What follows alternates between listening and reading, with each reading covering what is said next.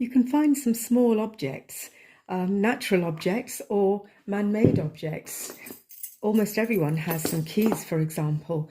So today I'll start to try and draw a couple of them, looking at them quite carefully, and varying my line according to how dark or light parts of the object might seem.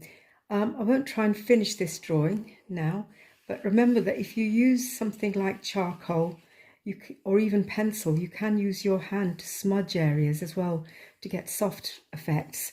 Now, on the other side of the paper, I'm going to try and do a drawing without looking at what I'm drawing. So I'm only looking at the object here, not looking at the charcoal lines that I'm making. And it's quite strange doing that.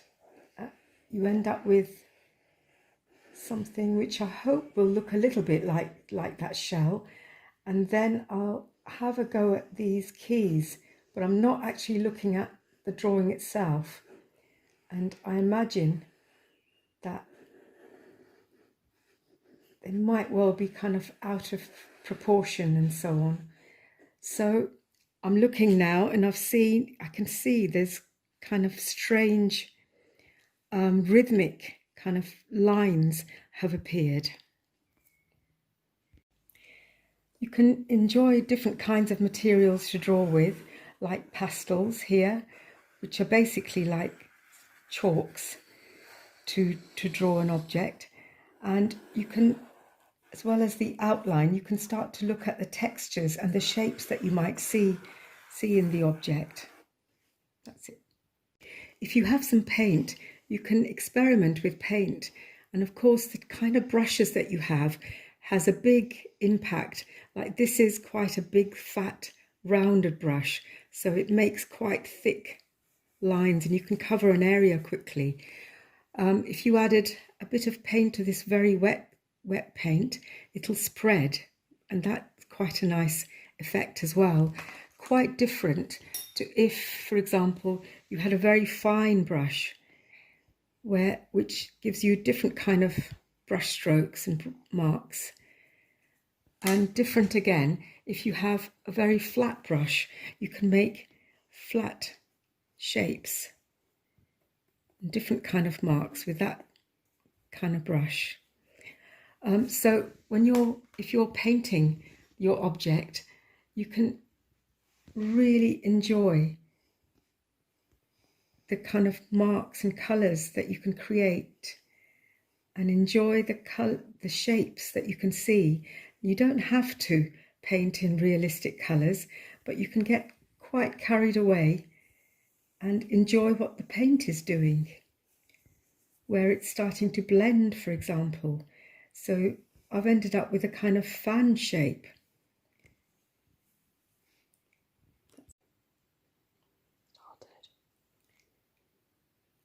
I've been drawing this ornament here, and I quite like the shape that it's made.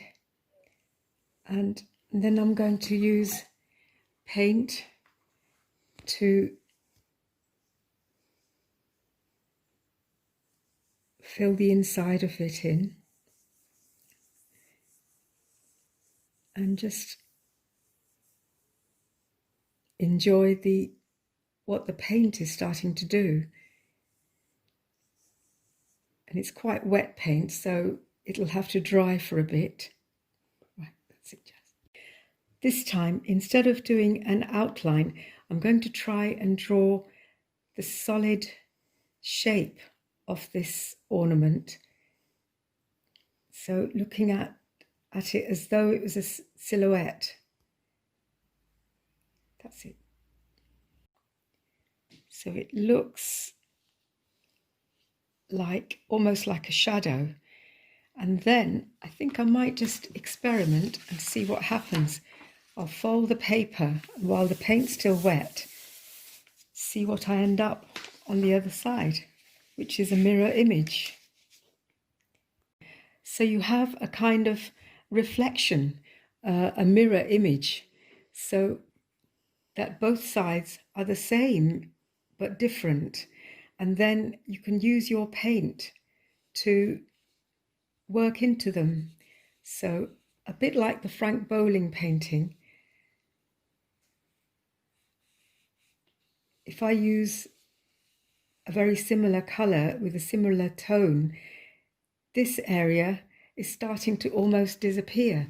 So I might just want to bring it out again with a little bit more paint. Or you can use a range of different marks to work round it to make it look as though it's almost camouflaged. So you can use all kinds of techniques with your brush and with paint, or if you don't have paint, you can easily use crayons, any kind of crayons that you've got, and make lots of different kind of marks